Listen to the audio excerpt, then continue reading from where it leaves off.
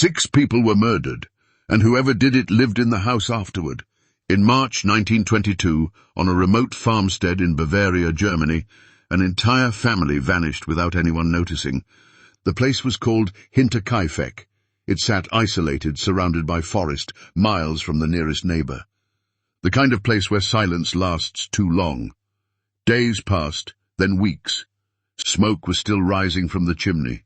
Animals were still being fed, but no one was seen. When neighbors finally went to investigate, they found something wrong immediately. The front door was locked, but the barn door stood open. Inside the barn, they found the bodies. 4 members of the family lay stacked in the hay. Each had been struck repeatedly in the head with a farming tool called a mattock. They had been lured there one by one. There were no signs of a struggle.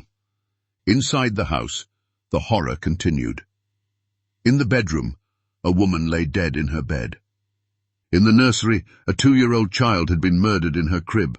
The killer had spared no one. But what shocked investigators wasn't just the brutality, it was what happened after. Evidence showed the murderer remained on the farm for days. Meals had been eaten. The stove had been used. The animals were carefully fed. Someone slept in the house with the bodies still inside. Days earlier, the family had reported strange events. Footprints leading from the forest to the house, but none leading back. Footsteps heard in the attic at night. No intruder found. Keys that vanished. Tools moved. The family believed someone was living in their home. They were right. No weapon was ever recovered. No suspect was ever convicted. Hundreds were questioned. Even people who confessed were later ruled out. One suspect died in an asylum. Another disappeared. The case went cold, then colder. Decades later, investigators reviewed the evidence again and noticed something chilling. The killer knew the house intimately. They knew how to move silently. They knew where everyone slept, and they had no fear of being discovered, because they weren't hiding.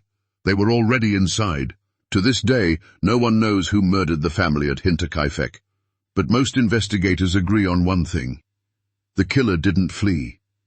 They stayed, listening to the house at night, cooking meals, feeding animals, living among the dead. And when they finally left, they vanished forever.